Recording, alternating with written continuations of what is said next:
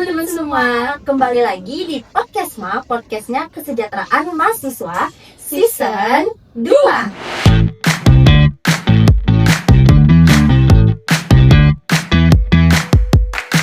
Di season 2 ini kita mau bahas apa sih, Cek? Nah, di season 2 ini kita mau bahas event besar yang ada di D3, yaitu D3 Fest. Wah, D3 Fest itu apa, Cek? Nah, sebelum kita membahas D3 Fest, mending kita perkenalan dulu nggak sih? Boleh itu, Cek? Sebelumnya, kenalin, aku Eka Prasetya Marcelina Putri Marual, biasa dipanggil Cece, aku dari Keuangan 23. Dan aku, Nurul Ratu Farisa, biasa dipanggil Nurul dari Keuangan 23 juga. Oke, karena kita berdua udah selesai perkenalan, nah aku mau jelasin dikit nih tentang D3 Fest. D3 Fest yaitu event besar yang ada di D3 yang diselenggarakan setiap tahunnya. Nah, D3 Fest mencakup berbagai macam lomba, baik itu dari segi akademik maupun non-akademik.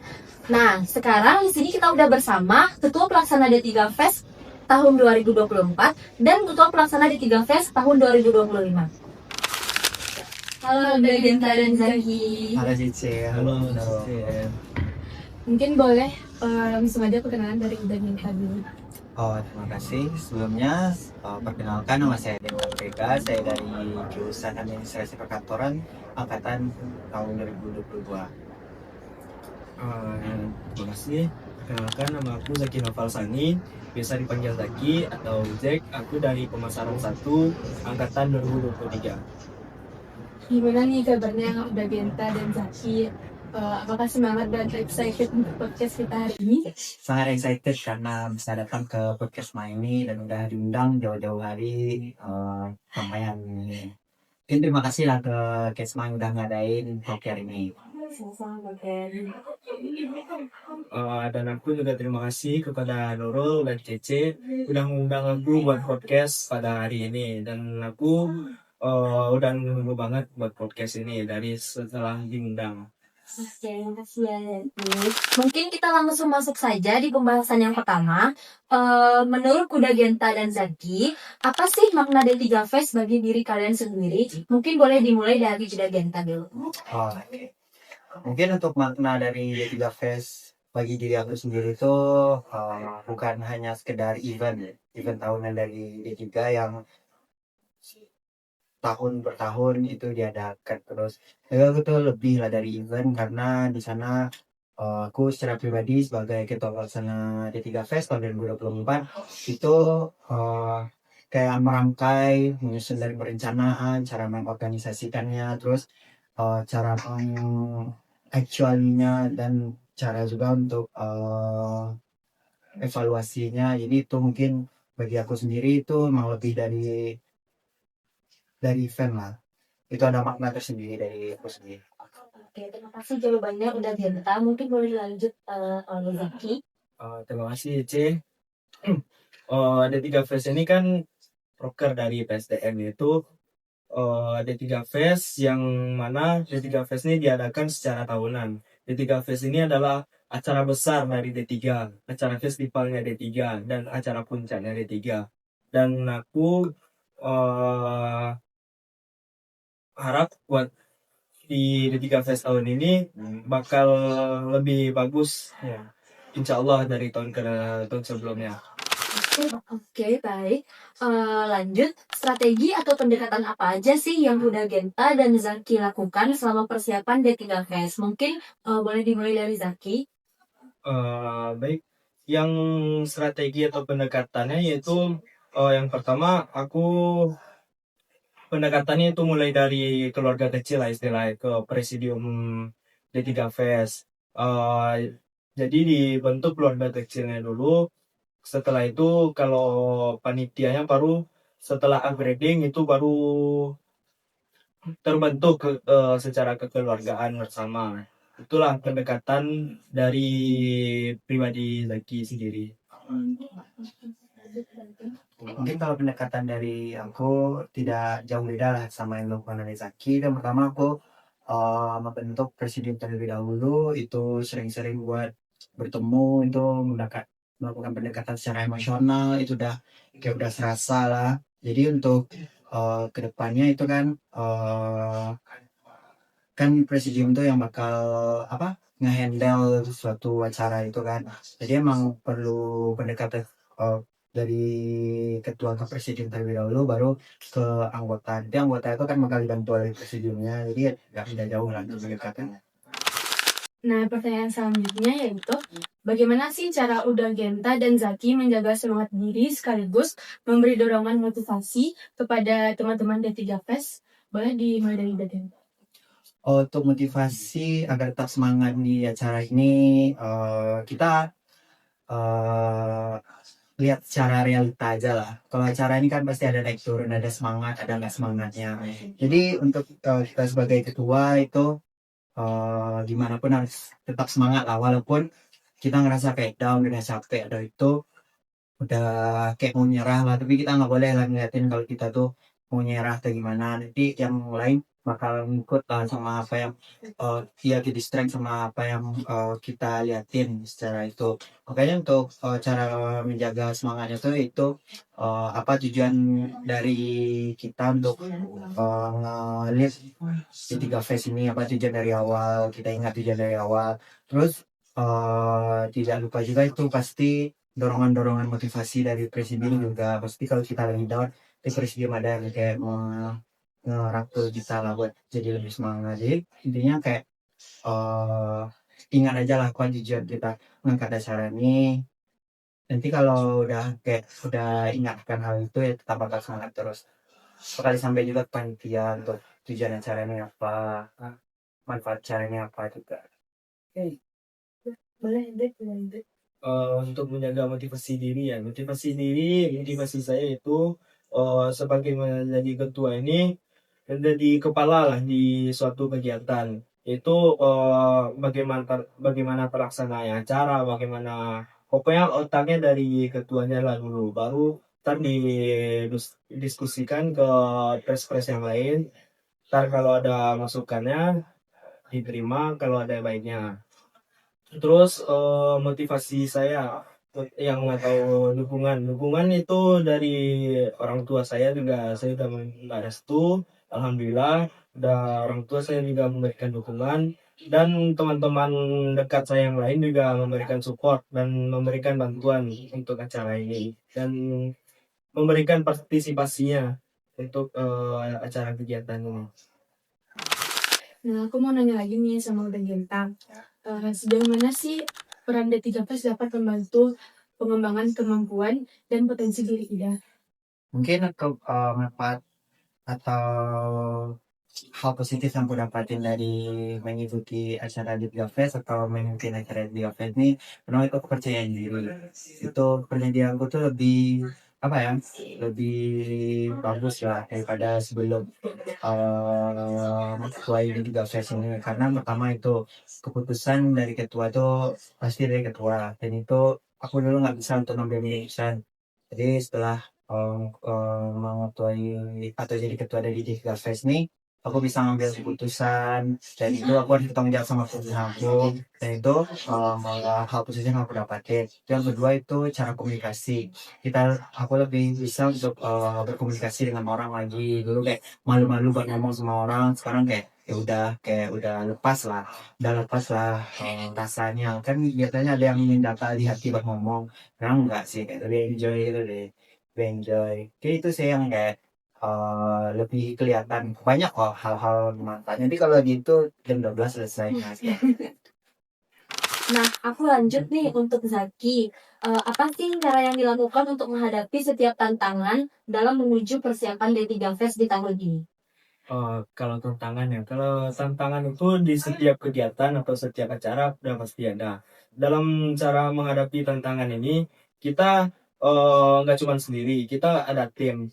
Tim itu pertama yang intinya itu presidium aku. Kalau tantangan itu aku juga bakalan, kalau tantangan itu memberikan kepada presidium, tanyakan gimana ininya, atau aku memberikan saran terlebih dahulu, ntar kalau diterima sama presidium atau ada tambahannya juga dimasukin. Terus tantangan ini gak cuma presidium aja, dari anggota lain juga ada kan. Dari tantangan itu cara menyelesaikannya itu ya secara bersama-sama kita karena ada sebuah tim makanya emang selesai tantangan itu.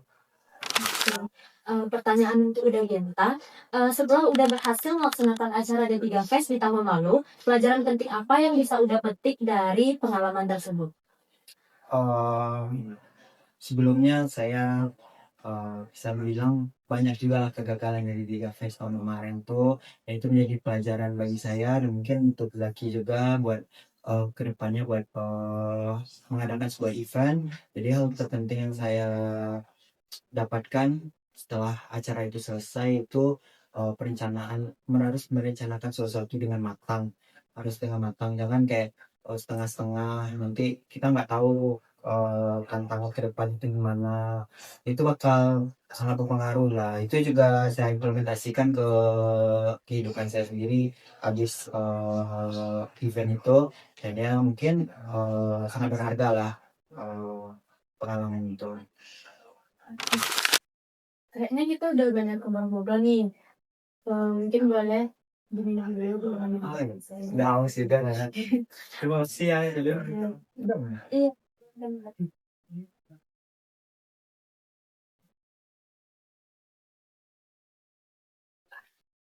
Oke, aku mau nanya lagi sama Uda Genta.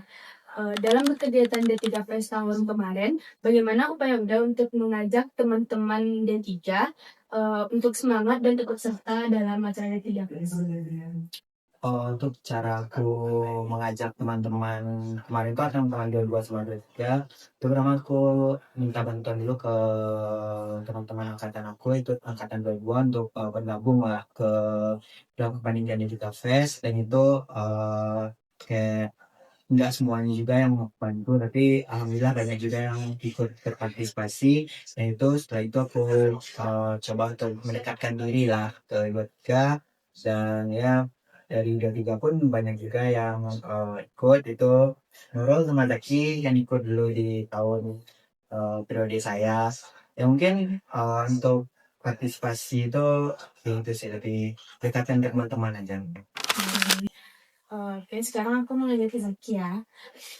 Apakah ada konsep atau kegiatan baru yang akan ditampilkan di D3 Fest tahun ini? Boleh nggak sih di-spill sedikit?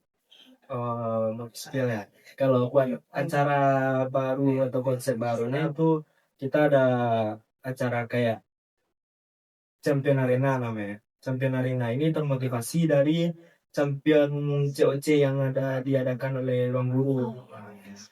Terus dari Champion Arena ini diadakan untuk yang sasarannya buat siswa sekota Padang atau Sumatera Barat. Terus jadi di Champion Arena ini konsepnya itu per tim, dan satu tim itu ada 3 orang.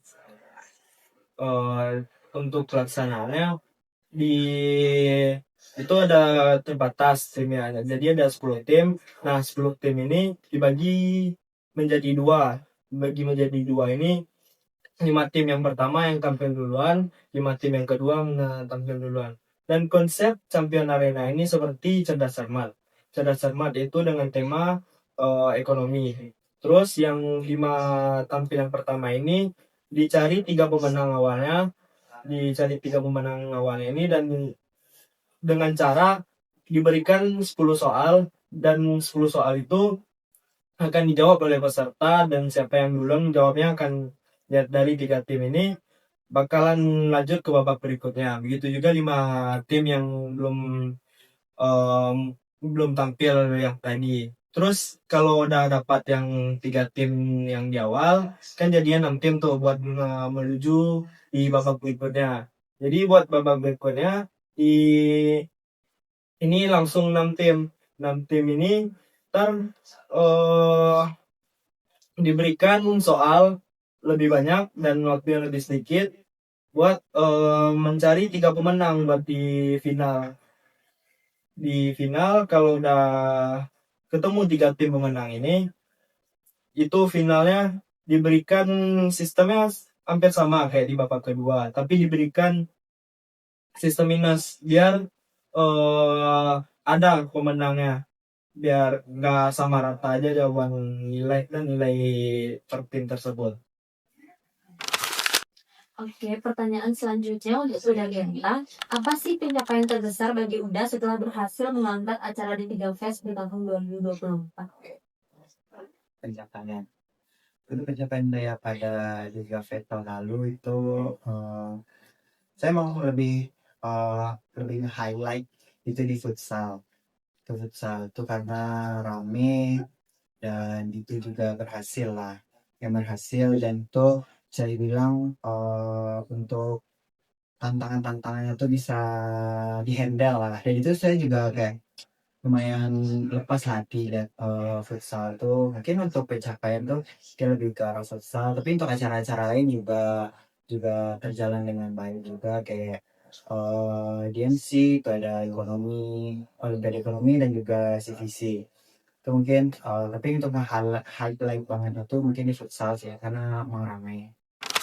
Nah, setelah selesai mengangkat acara D3 Fest tahun lalu, kekurangan apa yang perlu dibenahi dan perlu menjadi bahan evaluasi untuk pelaksanaan D3 Fest di tahun ini? Oh ya, untuk evaluasi dari tahun kemarin, mungkin itu banyak lah. Yang pertama itu emang perencanaan yang matang lah.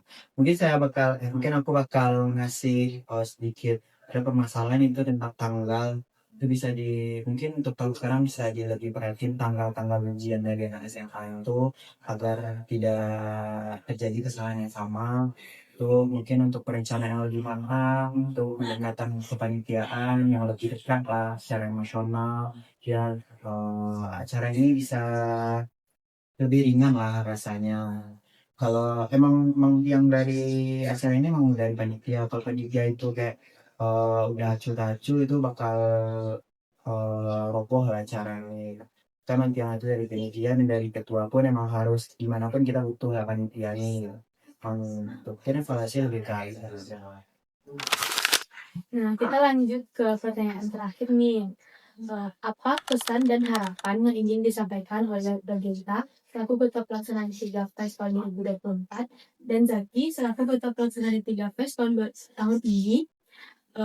Mungkin boleh diberi Genta. Mungkin untuk pesan ya seperti biasa lah itu saya sangat berharap lah kepada D3 Fest tahun ini lebih baik lah dari tahun kemarin dan untuk apa yang udah jadi bahan evaluasi itu jangan sampai salah di sana lagi dan ya, tetap semangat aja lah Zaki. Buat pesanan pesannya itu saya harap untuk panitia-panitia yang lain, saya harap untuk membersamai acara kegiatan ini. Tanpa panitia pun acara bakalan tidak akan sukses, dan tanpa panitia pun acara ini juga nggak ada kan. Gak mungkin karena emang ketua dan presidium aja, tanpa panitia juga nggak bisa gerak kan. Terus harapan saya itu sangat besar, dan saya harap acara yang tahun ini bisa dan insya Allah lebih sukses dari angkatan yang acara sebelumnya. Dan saya harap juga kepada Bang Genta untuk arahannya buat acara kegiatan yang sekarang ini. Baik, terima kasih untuk pesan-pesan dan harapan dari Uda Genta dan Zaki. Semoga acara D3 Fest kita di tahun ini berjalan dengan lancar sesuai dengan yang kita harapkan. Dari podcast kita hari ini, kita bisa ngambil kesimpulan bahwa untuk mengangkat suatu event atau acara, kita perlu komunikasi dan kerjasama tim yang baik agar acaranya berjalan dengan lancar. Nah, sampai di sini dulu ya podcast Kesma kita hari ini. Sebelumnya, terima kasih kepada Uda Genta yang sudah meluangkan waktunya pada hari ini. Dan kepada Zaki, semangat untuk mengangkat acara D3 Fest di tahun 2025 ini. Aku Cece. Dan aku Nurul. Sampai jumpa lagi di podcast Maya selanjutnya. Bye-bye!